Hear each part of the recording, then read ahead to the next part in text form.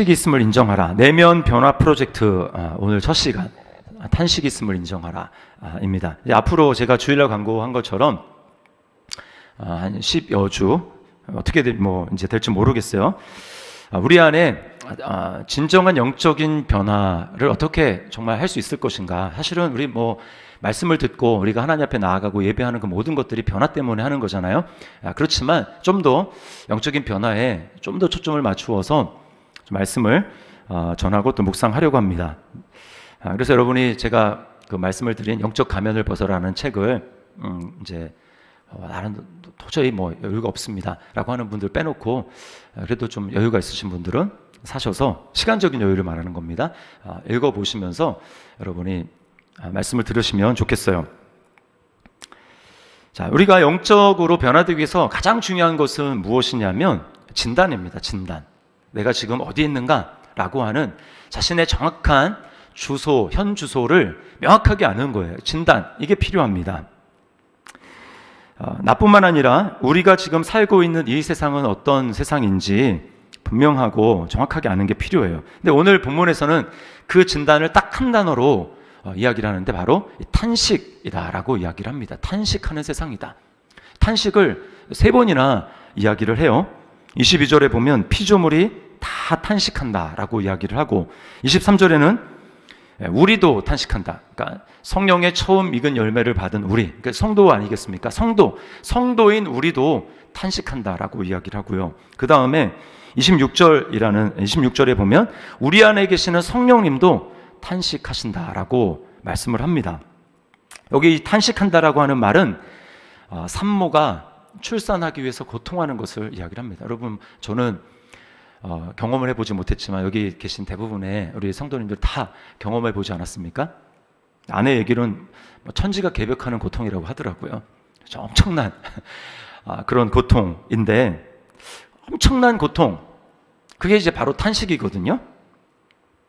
이 말씀을 우리가 진지하게 그런 고통이라고 라고 생각을 할 때 우리는 좀 이렇게 궁금한 점이 생겨요. 그게 뭐냐면 성경에서는 성도들이 마땅히 품어야 될 그런 태도, 마음가짐, 가지고 있어야 될 그런 감정은 뭐라고 얘기합니까? 기쁨이라고 이야기를 합니다. 그것도 항상 기뻐하라. 또 감사.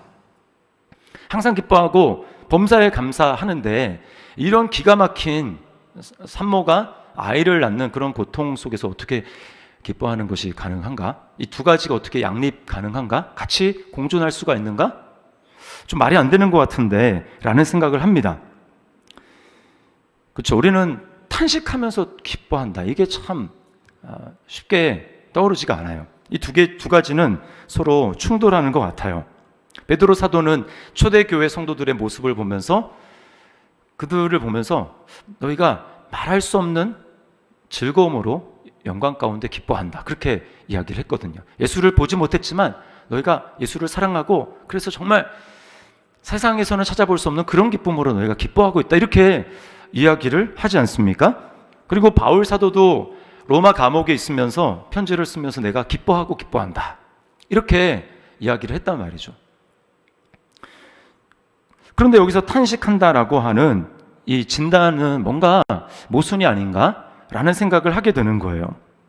그러나 여러분, 성경은 우리가 내 머리로 이해 안 되고 이 두 개가 충돌하는 것 같다 그래서 한쪽은 틀리고 한쪽은 맞다 이렇게 받아들이면 이게 이단이 되는 겁니다. 우리는 두 가지를 성경이 다 얘기를 하면 두 가지를 진지하게 고민하면서 받아들여야지 돼요. 이게 뭡니까? 우리에게는 기쁨과 탄식이 공존하고 있다라는 거예요. 이 양면성에 대해서 성경의 진단을 우리가 진지하게 받아들일 때만 우리는 변화를 향해서 나아갈 수 있다라는 것입니다. 우리는 분명히 그리스도 안에서 하나님의 나라를 맛보며 살아갑니다. 그렇죠? 여러분 그렇게 고백하시죠? 네, 저의 고백뿐만 아니라 여러분도 하나님의 나라를 맛보며 살아가요. 그러나 우리에게 여전히 우리가 여전히 탄식하는 그런 이유는 무엇입니까? 그거는 아직 죄가 완전히 거쳐지지 않고 있기 때문이에요. 다 오늘 마스크를 쓰고 또 밖에 나가면 미세먼지가 심하면 밖에서도 마스크를 쓰지 않습니까? 그와 같은 거예요. 죄의 대기권, 죄의 공기가 세상을 가득 아직 메우고 있고 그 죄가 완전히 심판을 받지 않아서 우리는 하나님의 은혜로 이렇게 은혜의 마스크 또 무장의 마스크를 쓴다 할지라도 100% 죄라는 이 대기권, 죄가 이렇게 있는 그 세상에서 벗어날 수가 없습니다. 죄의 영향을 받게 되는 것이죠.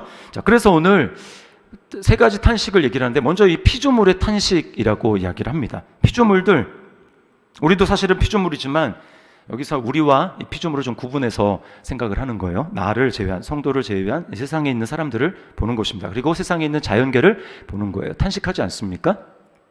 제가 어제 뉴스를 보니까 그 마산 그 앞바다에 한 3km 정도 되는 엄청나게 이제 긴데 거기에 이 청어 떼가 떼 죽음을 당해서 지금 그거를 지금 걷어내고 있다고 합니다. 지금 뭐 어제도 하고 또 오늘도 걷어낸다고 하는데 뭐 다 하면 이제 30톤에 뭐 이럴 거라고요. 뭐 상상이 안 됩니다. 엄청난 떼 죽음을, 근데 이유를 아직 모르는 거예요. 왜 이렇게 떼 죽음을 당했는지.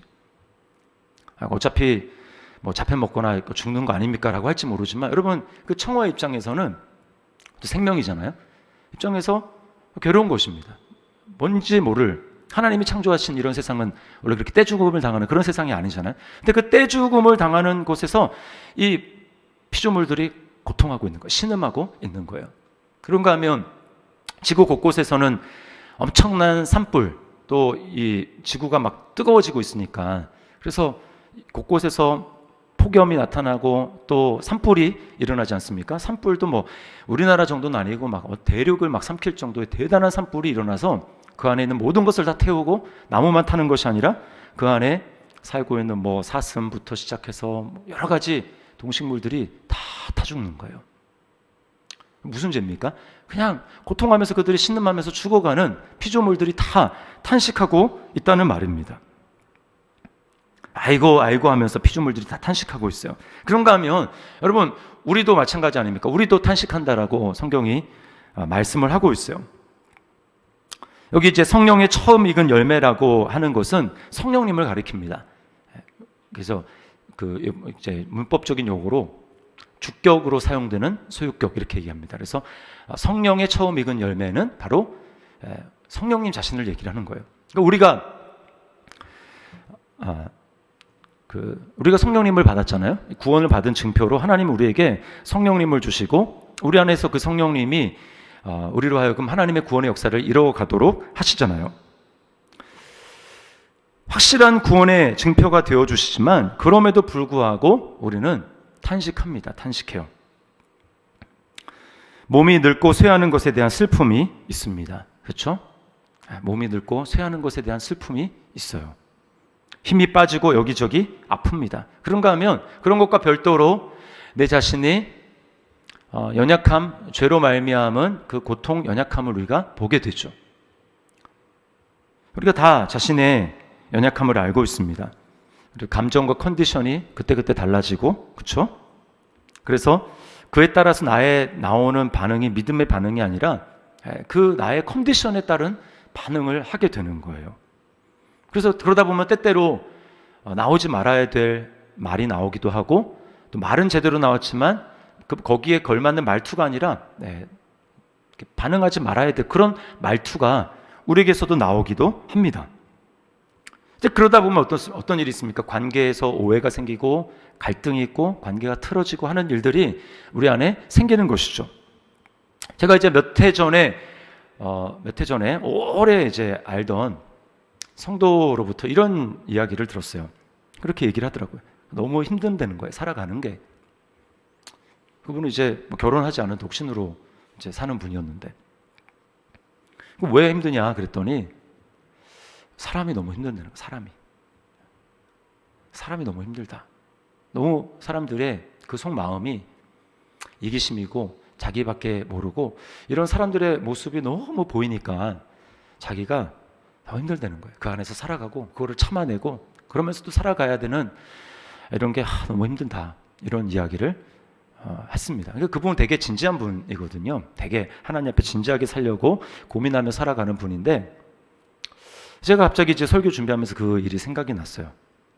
그분이 비정상이 아니라 사실은 그렇게 실제로 우리 자신의 모습을 또 우리 관계의 모습들 생각하게 될 때 우리는 그게 사실은 정상입니다.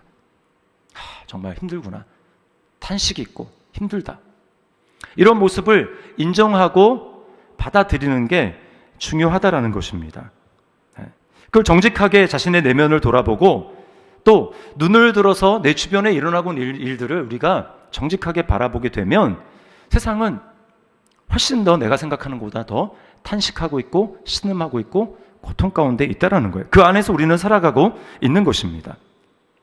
만약에 이러한 탄식이 있는 세상에 대해서 우리가 너무 피상적으로 알게 되고 뭐 그렇지 세상은 탄식이 있잖아 라고, 그리고 나도 연약하지, 나도 죄의 영향 가운데 살아가고 있지 라고 우리가 피상적으로 인정을 하게 되면 우리는 자신에게 속고요 또 이 세상에 속게 됩니다.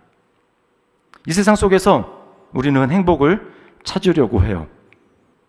나에게 문제가 많음에도 불구하고, 내가 굉장히 고통 가운데 있음에도 불구하고 우리 교회 안에서 마치 나에게는 별 문제가 없는 것처럼, 그렇게 또 나는 별 문제가 없어야 되는 것처럼 그렇게 생각하며 자신을 적당하게 포장하며 괜찮은 것처럼 하고 살아가게 된다라는 겁니다.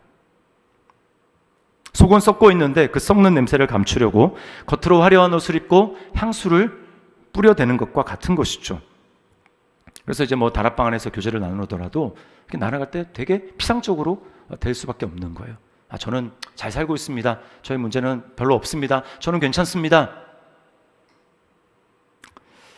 자, 그런데 그 책에 레리 크랩이 뭐라고 얘기하냐면 가장된 자신감 회복이라는 단어를 썼어요. 가장된 자신감 회복. 자신감 회복을 하는데 그게 정말 성도로서 말씀 안에서, 그리스도 안에서 믿음으로 되는 자신감 회복이 아니라 가장 겉으로 이렇게 꾸민다는 거죠. 그러면서 이런 말을 하더라고요. 대부분의 사람들은 실제보다 더 나은 삶을 사는 것처럼 보이려고 노력한다.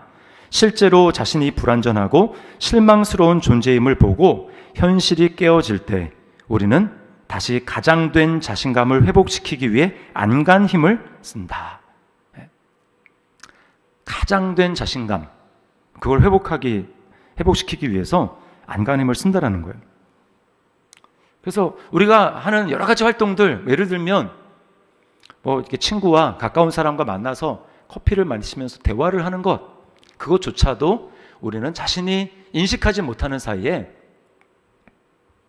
불편한 감정을 피하려고 자신 안에 있는 이 탄식하는 모습, 이것을 좀 회피해보고 피하고 좀 덮어보고 감춰보려고 그렇게 행동한다는 거예요. 그 사실조차도 본인이 깨닫지 못하고 우리는 많은 활동들을 가장된 자신감을 회복하기 위해서 살아간다는 거예요. 정말 그렇지 않습니까? 우리는 세상이 행복해야 된다, 난 세상에서 좀 만족할 수 있어야 된다라고 하는 그러한 자기도 모르는 그런 의식을 가지고 여러 가지 많은 것들로 자신은 좀 행복해 보려고, 또 나에게 있는 고통을 좀 회피해 보려고 우리는 그렇게 살아가는 경우가 굉장히 많다라는 거예요. 그러나 여러분, 하나님의 진정한 은혜가 우리에게 임하고 그 은혜로 말미암아 우리가 변화되기 위해서 가장 중요한 건 뭐냐면 하나님 앞에 자신을 정직하게 들여다보고 인정하는 것입니다. 그래서 예수님은 자신이 진리라고 말씀하시잖아요. 또 하나님 아버지의 말씀이 진리다라고 이야기를 하지 않습니까? 그러니까 진리신 하나님 앞에서 우리가 맞받아쳐서, 맞받아치는 게 아니고 뭐라 그럴까, 이렇게 대면해가지고 하나님의 놀라운 은혜를 받을 수 있는 첫 번째 조건은 뭐냐면 딱 한 가지입니다. 첫 번째 조건은 하나님 앞에 진실한 거예요. 진실함. 나에게는 정말 고통이 있습니다. 나에게는 정말 탄식이 있습니다. 이거를 자신 안을 들여다보면서 정직하게 직면하면서 인정하는 것. 가장된 자신감을 회복하기 위해서 다른 걸로 애쓰는 것이 아니라 내 자신을 들어보면서 정말 나는 그렇습니다. 나에게는 정말 고통이 있습니다. 괴롭습니다. 라고 하는 것을 솔직하게 인정하는 것입니다. 진실해져요. 그래야 그 진리 앞에서 우리가 진실해져야 거기서 만남이 일어나고 거기서 뭔가 변화가 일어나는 것입니다. 그런데 그렇지 않고 저는 괜찮습니다, 이렇게 반응하면 이거 진실하지 않은 모습이기 때문에 거기에서는 하나님의 진짜 은혜가 임할 수가 없는 것입니다. 진실함, 진리 앞에서 또 진리이신 주님 앞에서 우리가 진실하게 반응하는 게 필요하다는 거예요.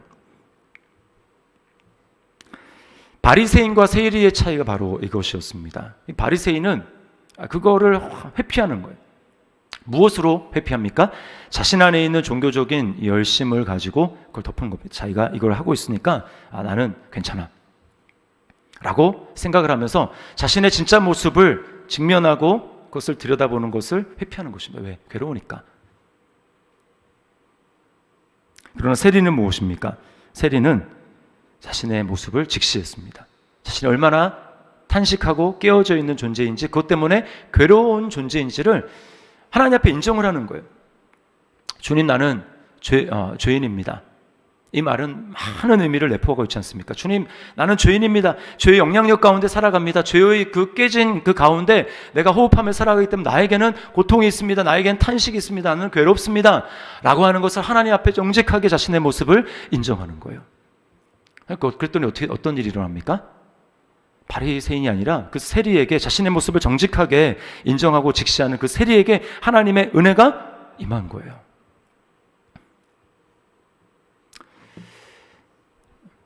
날마다 저는 목사니까 뭐 이런저런 새벽에 설교도 해야 되고 뭐 하지 않습니까? 새벽에 또 말씀을 보면서 말씀을 가르치고 하는 일을 하게 되는데, 그러다 보면 자신도 모르게 제 자신에게 제 자신이 속는 경우가 있습니다. 나는 마치 말씀을 전하니까 나는 그렇지 않은 것처럼 생각할 경우가 있다라는 거예요. 그런데 주님은 계속해서 저에게 도전하시는 건 뭐냐 하면, 야, 너는 어떠냐? 너는 정말 내 말씀 앞에, 너는 내 앞에서 너는 정말 솔직하냐? 너는 정직하냐? 너는 정직하게 반응하고 있냐? 라고 하는 부분에서 주님이 계속해서 물어보시고 도전하시는 거예요. 제가 이 책을 읽고 또 설교 준비를 하면서 레리 크레빗 쓴 그 말 중에서 제 마음을 완전히 좀 폭로하는 것 같은 그런 구절을 발견했어요. 이런 말이었습니다. 우리는 더 나은 사람이 되기 원하지만 그렇게 되지 못한다. 그 사실을 깨달음으로써 수치를 느끼고 진정한 만남을 피하고 싶어하며 잘 수용될 것이라고 생각되는 부분만 남에게 나타내려고 한다. 우리는 자신의 추한 모습 때문에 다른 사람들에게 상처를 주는 것을 두려워하는 것이 아니라 그들의 거부를 두려워하기 때문에 자신의 모습을 감추려고 한다. 자, 이 부분. 우리는 자신의 추한 모습 때문에 다른 사람들에게 상처를 주는 것을 두려워하는 것이 아니라, 실제로 또 그런 일이 일어나죠. 그러나 실제로 우리가 진짜 두려워하는 건 뭐예요? 그들의 거부를 두려워하기 때문에 자신의 모습을 감추려고 한다. 내가 여러분에게 말씀을 드렸지만 저는 이 거부에 대한 두려움이 정말 많습니다. 거절에 대한 두려움, 거부에 대한 두려움. 그러니까 자신의 모습을 진솔하게 하나님 앞에 또는 사람 앞에 내어놓는 것에 대한 두려움이 제 안에 있는 것이죠. 여러분, 그러나 그런 마음을 가지고 하나님 앞에 설 때 우리는 하나님의 진짜 은혜를 경험하지 못하는 거예요. 뭔가 이렇게 덮여 있습니다. 뭔가 걷어내야 되는데 덮여 있으니까 하나님의 은혜가 거기에 온전하게 내릴 수가 없는 거예요. 여러분, 이 세상뿐만 아니라 자신의 내면 안에 죄로 말미암은 탄식, 그 고통이 있다는 것을 정직하게 인정하는 것, 인정하는 것에서부터 영적인 변화가 시작이 되는 겁니다. 이게 처음이에요. 이게 되지 않고 이 진실함이 되지 않으면 우리는 하나님 앞에 어떤 은혜도 받을 수가 없습니다. 회개의 은혜도 경험할 수 없고요, 하나님의 응답의 은혜도 경험할 수 없고, 주님이 인격으로 우리에게 찾아와 주셔서 만나주시는 그 은혜도 우리는 경험할 수가 없는 거예요. 왜요? 주님은 진실함에만 반응하시는 분이기 때문에 그렇습니다. 진실함. 왜냐하면 주님 자신이 진실하신 분이고 거짓이 없는 분이시기 때문에 우리가 거짓 가운데 조금이라도 속해 있으면 우리는 그 주님을 만날 수가 없는 거예요. 자, 그런데 여러분, 이 부분은 사실은 고통스러운 일이기 때문에 그래서 대부분의 사람들이 피하는 거거든요. 저도 마찬가지입니다. 피하고 싶죠. 근데 어떻게 하면 진정한 변화를 위해서 내가 정말 회피하고 싶고 인정하고 싶지 않고 고개를 돌려버리고 싶고 나는 아니야, 그렇게 해버리고 싶은데 그럼에도 불구하고 우리가 정말 하나님이 주시는 진짜 행복, 하나님이 주시는 진짜 기쁨을 누려야 되니까 그렇게 하기 위해서 좀 어떻게 해야 될까? 어떻게 직면할 수 있을까? 어떻게 나 자신의, 나도 때로는 내가 싫은데 그런 나 자신의 모습을 우리가 직면할 수 있을까? 그 직면할 수 있는 힘과 용기는 도대체 어떻게 나오는 것일까? 그것은 항상 뻔한 대답 같지만 하나님의 나를 향한 은혜와 사랑을 기억하는 것입니다. 오늘 본문에서 참 저에게 위로가 되고 너무 감사했던 건 뭐냐면 이 성령님이 탄식한다라고 하는 부분이었어요. 성령님이 탄식한다. 아니 그래, 죄 때문에 피조물이 다 탄식을 하고 그래, 죄 가운데 살아고 내가 또 적극적으로 죄를 지으니까 그래 나도 탄식하는 거, 이게 이해가 되죠. 그런데 성령님이 탄식을 하신다는 거예요. 아니 죄가 없으시고 완전하신 하나님이시고 그리고 전능하신 그 하나님이신 성령님이 여러분 탄식한다라는 게 이해가 되십니까? 상상이 되십니까? 성령님이 탄식하신다. 제가 앞에서도 말씀을 드렸지만 여기서 이 탄식한다라고 하는 말이 어떤 장면을 묘사하고 있는 단어라고 그랬죠? 산모가 출산하기 위해서 애를 쓰고 있는 그 고통, 어마무시한 그 고통을 상징하는 거라고 말씀을 드렸는데 여러분 그 고통스럽지만 그 앞에 있는 즐거움이 있지 않습니까? 그죠? 그 앞에 새 생명의 그 출생과 그 새 생명을 품에 안았을 때의 그 기쁨은 너무나 대단한 것이어서 바로 종전에 내가 정말 너무나 고통스럽고 수고하고 했었던 그 모든 것들을 다 상쇄하고도 다 덮어버리고도 남을 만한 그런 기쁨이 기다리고 있다라는 것이죠. 여러분, 이게 이제 이 탄식이라고 하는 말의 의미인 거예요. 여러분, 그러면 우리 성도의 탄식, 피조물들이 다 탄식하고 있는 것은 무엇을 위한 탄식입니까? 우리는 무엇을 위해서 산고의 고통을 겪고 있는 것입니까? 우리에게 지금 맛배기로 밖에 때때로 경험하지 못하는 그러한 놀라운 이 구원의 완성, 하나님 나라의 완성, 새하늘과 새 땅이 우리 앞에 완전히 펼쳐지는, 죄의 장막이 다 거쳐버리고 죄의 대기권이 다 거쳐버리고 우리에게 정말 맑은 가을 하늘을 보는 것 같이 그 청명한 새하늘과 새 땅, 그 땅을 우리가 바라보는 것이죠. 그 땅이 우리에게 도래하고 그래서 우리가 하나님을 얼굴과 얼굴을 맞대어 보고 우리가 진정으로 사랑하며 살아가는 그 모습을 우리가 기대하면서 지금 탄식하고 있다는 거예요. 그러니까 우리의 탄식은 소망이 있는 탄식이고요. 그리고 그 소망 가운데 성령님이 우리 안에 계셔서 우리를 떠나지 아니하시고 우리 손을 꼭 붙들고 이 탄식을 함께 해주시는 거예요. 이 부분이 너무 감사하더라고요. 그러니까 성령님은 우리로 하여금 이루어질 그 하나님 나라의 영광, 새하늘과 새 땅의 그 영광을 우리가 잘 맞이할 수 있도록, 괴롭지만 고통스럽지만 그것을 이겨낼 수 있도록 우리에게 손을 붙잡아 주시고 힘을 주시고 용기를 주시는 그런 하나님이라는 거예요. 여러분, 하나님은 우리로 하여금 죄만 용서해 주시고 그래 너는 내 딸이다, 너는 내 아들이다, 너는 존귀하다 라고 말씀만 해주시고 그러니까 네가 이 사실만 기억하고 잘 참아봐 라고 말씀하시는 분이 아니고 하나님은 우리에게 성령 하나님을 보내서 우리가 탄식하며 고통하는 그 순간에도 성령님이 우리 손을 붙드시면서 우리로 하여금 그 탄식을 이겨낼 수 있도록, 그 탄식의 과정을 이겨낼 수 있도록 우리에게 실질적인 힘과 능력과 위로와 격려를 끊임없이 공급하시는 이런 그 하나님이신 것을 여러분 믿으시기를 바랍니다. 제가 제 아내 출산할 때를 기억하는데, 아내 출산할 때 첫 아이, 우리 큰딸 아영이 출산하는데 이제 분당에서 출산을 했거든요. 분당 제1모 병원이라고 하는 거기서 이제 출산을 했습니다. 근데 이제 제가 보기에 아직 좀 먼 것 같은 거예요. 근데 저는 배가 고팠습니다. 그래서 제가 잠깐 밥 먹고 오면은 그새 아직 좀 시간이 걸린다고 하니까 그래서 이제 밥을 먹으러 갔거든요. 근데 그때 아내가 얘기해줘서, 저는 기억이 안 나는데 아내가 얘기해줘서 알았습니다. 이게 순대 국밥을 먹었대요, 제가. 그리고 나서 이제 또 이제 관심은 있으니까 준비하지 않았겠습니까? 출산 옆에서 어떻게 도와야 되는지. 뭐 라마니즈 호흡법인가 뭐 아무튼 정확하게 지금 기억이 안 나는데 오래돼서 그 호흡법으로 하면서 이제 아내를 옆에서 돕는 거예요. 막 고통하면서 제가 같이 이렇게 숨을 쉬라고. 저도 막 숨을 쉬어주는데 문제는 이제 먹고 왔는데 입에서 냄새가 나는 것입니다. 아내가 나중에 정말 산통 때문에 너무나 고통스러운데 당신은 입에서 나는 음식 냄새가 더 짜증스러웠다라고 이야기를 하더라고요. 성령 하나님은 그런 분이 아니시죠. 우리를 떠나지 않으시고 우리 옆에서 우리가 탄식하면서 그 새하늘과 새 땅이 열릴 때까지 믿음으로 정말 견뎌내며 고통하면서 괴로워하면서 그러나 인내하면서 믿음으로 버텨내는 그 과정 가운데 우리 옆에서 정말 든든한 산파가 되셔서 그것이 실패하지 아니하도록 우리로 하여금 실망하지 아니하도록 우리 손을 붙들어 주시면서 우리와 함께 탄식해 주시는 그 성령님이 우리의 하나님이라는 거예요. 그리고 예수님은 우리의 모든 것을 아시고 그렇게 성령님을 보내주신 거 아닙니까?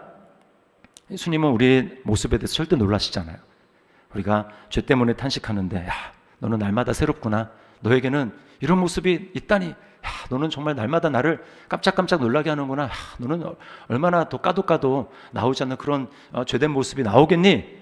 우리는 때때로 자녀들에게 그런 놀라는 일이 있지만 성령님, 하나님은, 예수님은 그런 게 없어요.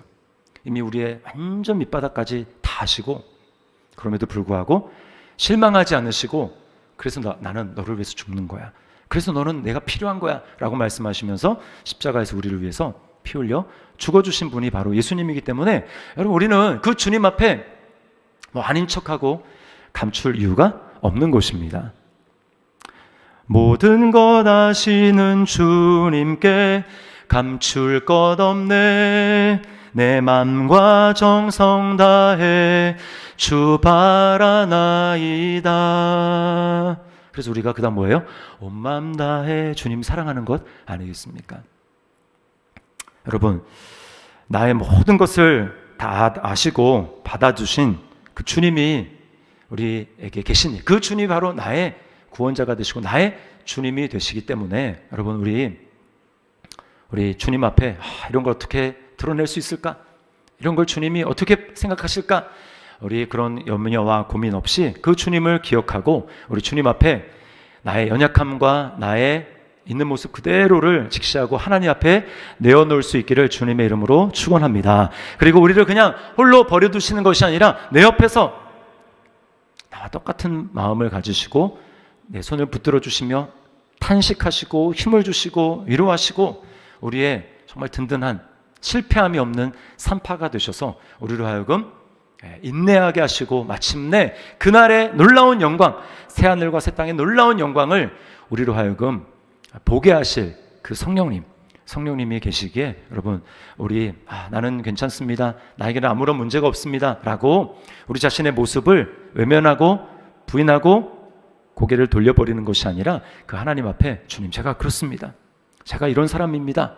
라는 것을 솔직하게 인정하고 그렇기 때문에 주님이 우리의 연약함을 덮으시는 하나님의 은혜를 우리가 날마다 시마다 때마다 풍성하게 경험할 수 있는 우리 모든 저를 비롯한 우리 더시티 사랑의 교회 성도님들이 될 수 있기를 진정한 변화의 첫걸음을 떼면서 하나님 앞에 나아갈 수 있는 우리 저와 여러분들 될 수 있기를 주님의 이름으로 축원합니다.